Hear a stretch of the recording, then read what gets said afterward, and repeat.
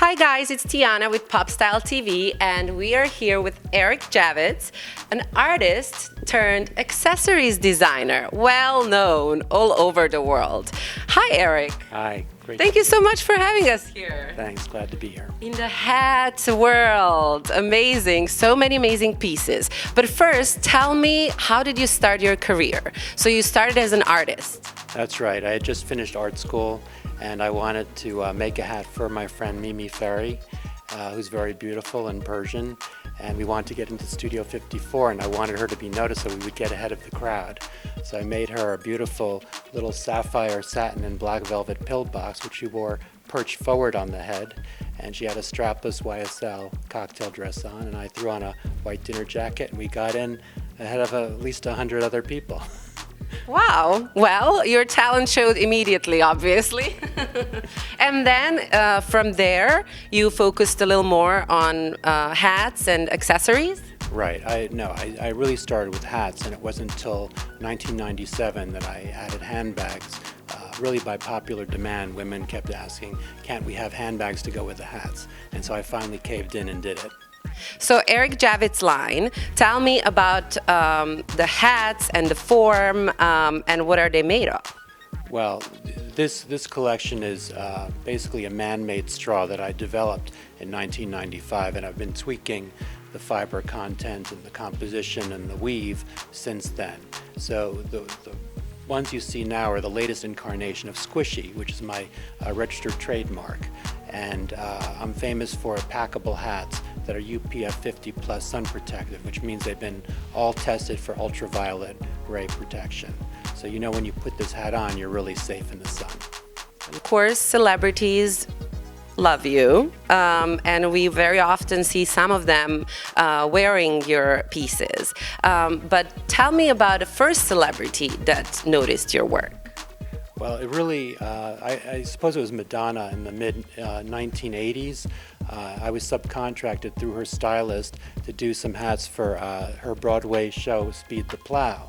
And at the time, I guess she was still married to Sean Penn, and I met her. And I did some head wraps for her also, and a pair of shoes in leopard that were used in the show. Oh, that's incredible.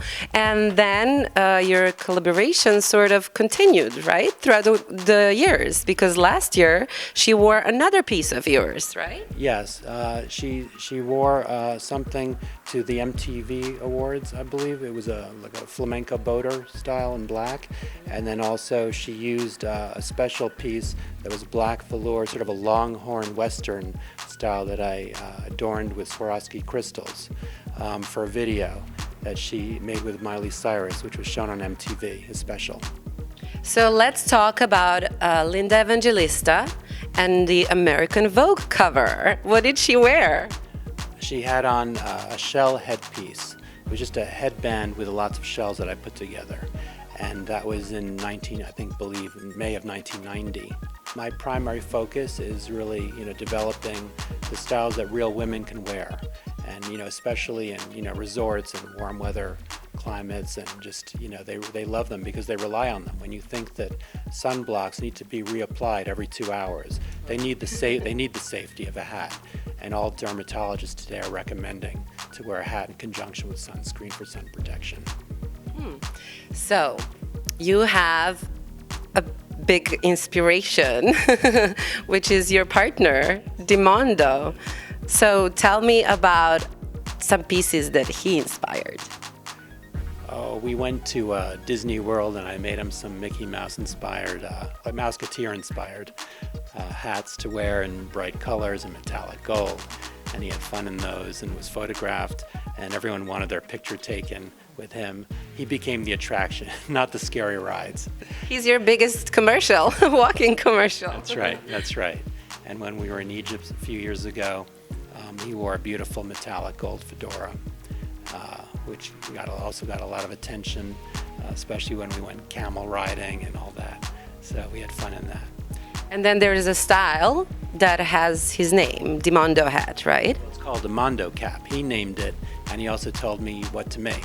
So it's basically, essentially a baseball-inspired cap in my squishy material, and it comes in a variety of colors. Right, so just to mention that the squishy material, you can bend and throw in your bag Let and... me give you an example. This is for spring 16. It hasn't been shipped to the stores yet, but we call this the Tiki Bucket. So you can just roll and fold it, and then it comes back to life, you see? And it's very lightweight, it's breathable, but it's, you know, a great sun protection hat. The hats all have elasticized inner bands, which kind of hug your head, you know, because years ago when I first started, women were complaining that their heads, you know, they couldn't take the pressure if it was too tight, too loose. So this way, it's sort of inspired by, you know, the golf industry. They all do elasticized headbands with comfort. You don't even know you have it on your head. It's so easy to wear.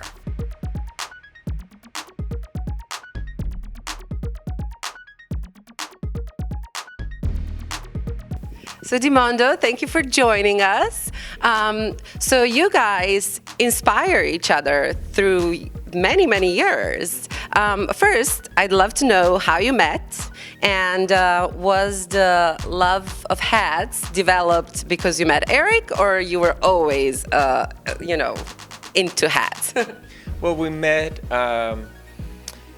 I would say it's almost 10 years ago, and I was on vacation in Miami in my last year of business school. I lived in Chile, and I met his cousin and his mother at a party, and they really pushed us in meeting each other. And when we met, it was really love at first sight. So you moved to New York because of Eric? Yes, love brought me to New York. Correct. Amazing. So tell me about the inspiration, about some of the hats. How do you motivate each other? Do you work on some pieces together? You did say he helped, or he told you what to do with Mondo Cap. Exactly. No, you know, he wanted a Mondo Cap because he was thinking for himself a practical cap out of straw that's lightweight that he can wear every day. You know, and that's what he does. He wears one. He's got one at home that he wears almost every day, and of course it comes in other colors. So that's, you know, sort of a baseball-inspired cap with a little peak, very lightweight, very soft. Well, it also, the first one, we made a few to kind of test out, and then like a year later was my 30th birthday party, and I had a big bash, and all the guests received a mint color cap. So that was kind of in the gift bag. So it was fun, and I think it also kind of evolved into other Mondo caps. For example, this leopard one that came in felt, and then we did a black one with the black pom-pom, and they're kind of evolving into different styles and colors. So now, did your style change since you met Mondo? I would say that I've become more open to creativity again because I was going in such a commercial direction, and he really inspired me to sort of stop and kind of revert back to where I started again, which was very whimsical and you know, more dramatic pieces.